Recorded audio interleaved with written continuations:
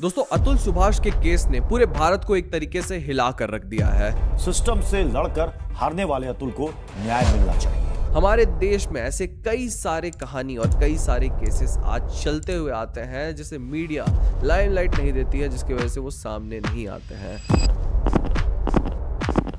लेकिन अतुल सुभाष के केस ने हमें यह दिखा दिया है कि आज भी भारत का लीगल सिस्टम कितना कमजोर है और कितना बायस्ड है। इस वीडियो में हम लोग देखने की कोशिश करेंगे कि कैसे आप डिवोर्स से फाइनेंशियली बच सकते हैं, वो भी एक लीगल वे के थ्रू। और हमें बीच बीच में लीगल एडवाइस देने के लिए आएंगे भारत के एक जाने माने divorce lawyer Shahil Kapoor ji. I'm working as an advocate in Amritsar district and I am enrolled in Punjab and Haryana High Court as well. Shahil Kapoor ji अपने चैनल में कई सारे वीडियोस बनाते रहते हैं जो कि मेंस राइट्स के लिए होते हैं। You might got some idea that I talk about only saving men. तो आपको अगर कुछ भी मेंस राइट्स के बारे में जानना है तो उनके चैनल को जरूर सब्सक्राइब करिएगा। चलिए देखते हैं। मैं पिछले 8 साल से प्रताड़ित हूँ। जो महिलावादी कानून बनाए गए हैं उसने हमारे ऊपर झूठा दहेज का मुकदमा ये सब लगाए हुए हैं। questioning the legal and emotional battles that come with divorce proceedings and alimony demands.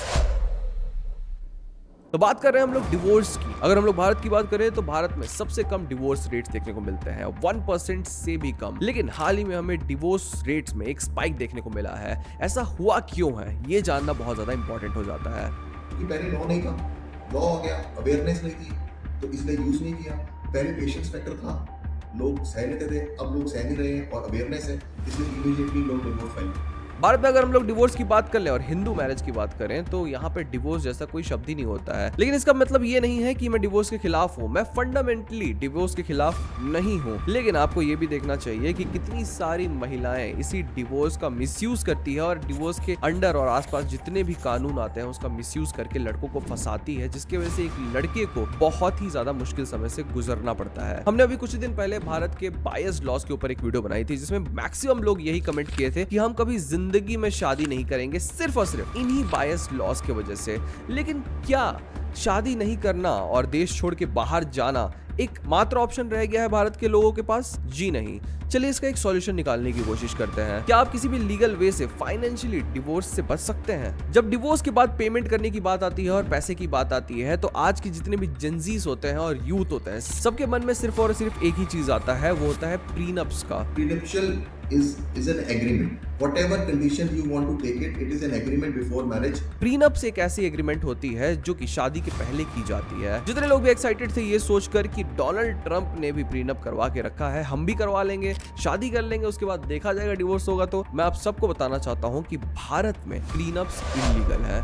लेकिन आप लोग में से कई सारे लोग अभी भी सोच रहे होंगे कि भारत तो एक प्रोग्रेसिव कंट्री है और हमारी जैसी प्रोग्रेसिव कंट्री में प्रीनप्स जैसी चीजों को तो लीगलाइज कर देना चाहिए। तो शायद आप गलत सोच रहे हो, क्योंकि प्रीनप्स एक्चुअली में इंडिया में लीगलाइज करना इतना आसान नहीं है। प्रीनप्चुअल एग्रीमेंट जो है वो इंडिया के अंदर वैलिड नहीं माने जाते हैं because of it the sacramental nature of the marriage, because it is taken as a social institution. आप खुद सोच के देखिए, क्या आप किसी से शादी करने जाएंगे उससे पहले आप ये सोच के जाएंगे कि मैं किसी ना किसी दिन इस लड़की से डिवोर्स कर लूंगा? और खासकर इंडिया जैसी जगह पे जहाँ पे माइंडसेट ऐसा होता है कि ये मेरी बेटी को छोड़ने के लिए ही मेरी बेटी से शादी कर रहा है। क्या आप प्रीनप्स भारत में कभी भी लीगलाइज करना सही रहेगा? ये अपने आप में लोगों के लिए एक मोरल क्वेश्चन भी है और फंडामेंटली एक लीगल क्वेश्चन भी है। Indian marriages are sacramental in nature, क्योंकि इसमें रिलीजियस जो तड़का है ना वो है।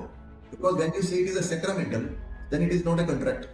सो when there is not a contract so then there cannot be an agreement beforehand. लेकिन अगर आप फिर भी फाइनेंशियली किसी भी डिवोर्स से बचना चाहते हैं और कम पैसे खर्च करना चाहते हैं डिवोर्स होने के बाद, तो एक पॉइंट को जरूर याद रखें जो कि आप कर सकते हैं सक्सेसफुली भारत में। हाल ही में आपने एक रील को वायरल होते हुए देखा होगा जिसमें हार्दिक पांड्या बताते हैं कि कैसे वो अपनी सारी जितनी भी प्रॉपर्टी है वो अपने पेरेंट्स के नाम पर कर चुके हैं डिवोर्स के बाद होने वाले फाइनेंशियल लॉस से बचने के लिए। having a car to having a house to everything मेरे नाम पे मैं नहीं लूंगा, 50% किसी को देना नहीं आगे जाके। अब इसी मोटो को फॉलो करते हुए सारे लड़कों को ऑलमोस्ट जब डिवोर्स सामने आता है तो यही करना चाहिए। अपनी जितनी भी प्रॉपर्टी है उसे अपने नाम पर कभी भी नहीं रखें। हम जब शाहिल कपूर जी से बात कर रहे थे तो उन्होंने हमें बताया कि कैसे भारत में सिर्फ और सिर्फ एक चीज लड़का कर सकता है सक्सेसफुली, वो है कि अपनी सारी प्रॉपर्टीज को अपने नाम पर कभी भी नहीं करना। Whenever you are into marriage or before marriage, try to get as less of assets in your name. अब देखिए, शादी होने से पहले जितनी भी प्रॉपर्टी आपने अपने नाम पे की थी वो सारी की सारी प्रॉपर्टी आपके नाम पर ही रहेगी। लेकिन शादी होने के बाद आपने जितनी भी प्रॉपर्टी अपने नाम पर रखी है आप जल्द से जल्द उसे अपने पेरेंट्स के नाम पर कर दीजिए। लेकिन शाहिल कपूर जी ने हमें एक और इंटरेस्टिंग बात बताई कि डिवोर्स एक ऐसी चीज होती है जो कि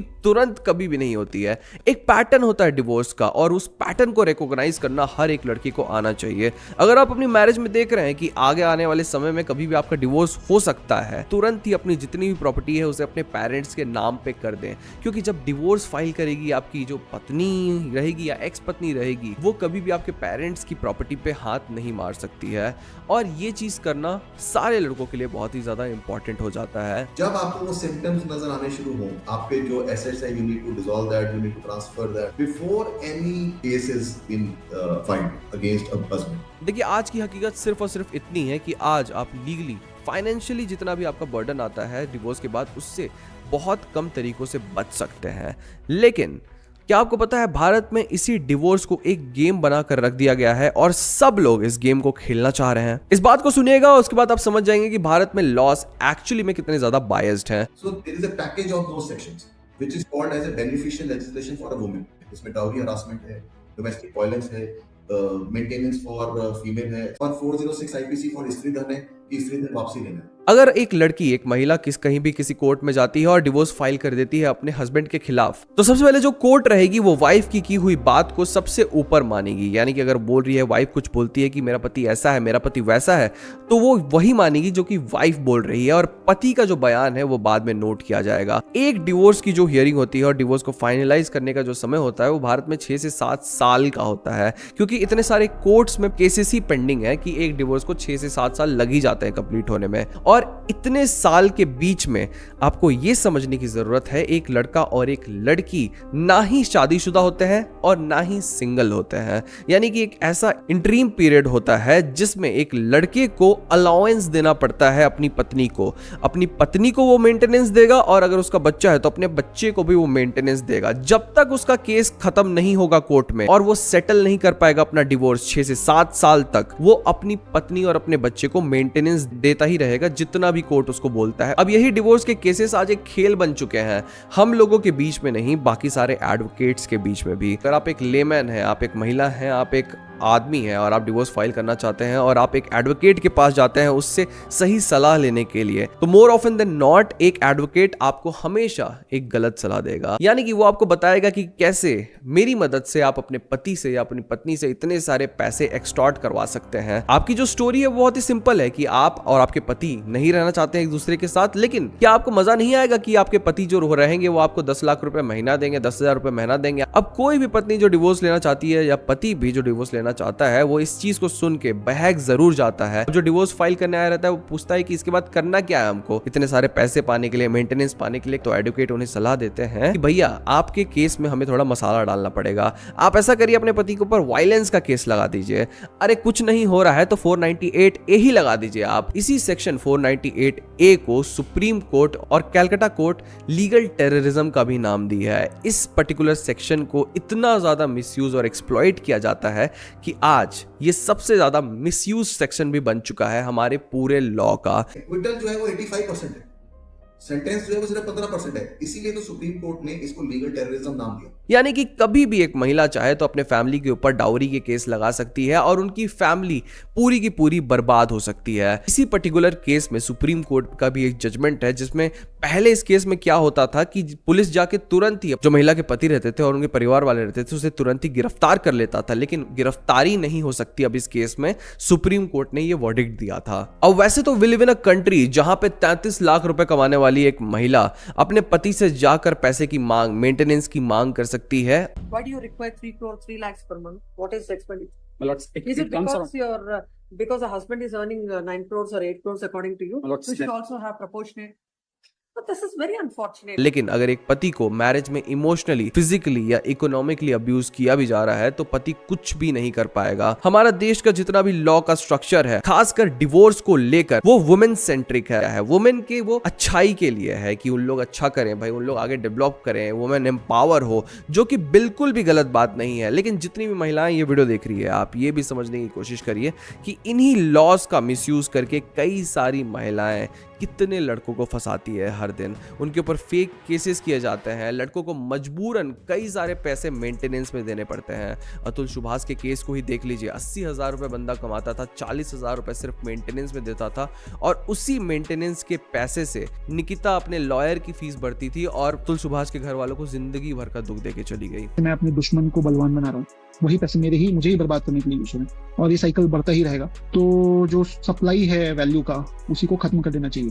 अब सबसे पहली बात आपको जानने की जरूरत यह है कि भारत में फेक केसेस हो क्यों रहे हैं। सबसे बड़ी बात उसकी यह है कि आप बाहर देख लीजिए, भारत के जितने भी कंट्रीज होते हैं वहां पे डिवोर्स लेना बहुत ही आसान होता है, क्योंकि वहां पे आपको दूसरे का फॉल्ट प्रूफ करना जरूरी नहीं रहता है। भारत में एक इंपॉर्टेंट क्लॉज ये है कि अगर आपको डिवोर्स लेना है तो आपको पति या अपने पत्नी का एक फ्लॉ वो प्रूफ करनी पड़ेगी कोर्ट में कि मेरा पति ये करता था, इसीलिए मैं उससे डिवोर्स लेना चाह रही हूँ। क्योंकि हमारे इंडिया में डिवोर्स जो है it is not so easily gettable, और it is on fault theory of the person. Fault theory माने कि अगर आप दूसरे पर्सन की गलती दिखाओगे तभी आपको डिवोर्स मिलेगा। पति का फॉल्ट प्रूव करते करते ही कई सारे फॉल्स केसेस लेवल कर दिए जाते हैं लड़कों के ऊपर, इवन कई केसेस में महिलाओं के ऊपर भी। तो सबसे पहली बात ये होगी, अगर हमारे देश में डिवोर्स लेना बहुत ही आसान कर दिया जाएगा तो ये जो फॉल्स केसेस हैं और ये जो मेंटल अब्यूज से गुजरना पड़ता है लड़कों को, वो बहुत ही ज्यादा कम हो जाएगा। और दूसरा रीजन जिसकी वजह से ये सारे फेक केसेस वो पूरे के पूरे ऑलमोस्ट बंद हो सकते हैं, वो है कि एक ऐसा क्लॉज डालना चाहिए सारे सेक्शंस के अंदर कि अगर आप इस पर्टिकुलर सेक्शन का मिसयूज करोगे तो आपको इतना पनिशमेंट मिलेगा। यानी कि 498A ही ले लेते हैं, अगर कोई भी महिला एक्सटॉर्ट करने के लिए, मनी एक्सटॉर्ट करने के लिए इस पर्टिकुलर सेक्शन का मिसयूज करती है और एविडेंटली कोर्ट में ये प्रूव हो जाता है कि ये महिला इस पर्टिकुलर सेक्शन का मिसयूज की थी, तो वो लायबल रहेगी पनिशमेंट के लिए, जो कि जेल हो या फिर जो भी हो, एक ऐसा पनिशमेंट होना चाहिए जिससे लोग डरें, एक फेक केस करने से डरें, हमारे लॉ को मिसयूज करने से डरें। भारत के लीगल सिस्टम में अपना भरोसा कभी भी खोने मत दीजिए, क्योंकि भारत का लीगल सिस्टम ही वो है जो भारत को यहां तक आज लेके आया है और आगे भी बहुत आगे ले जाएगा। लेकिन इसमें कई सारे चेंजेस होना जरूरी है।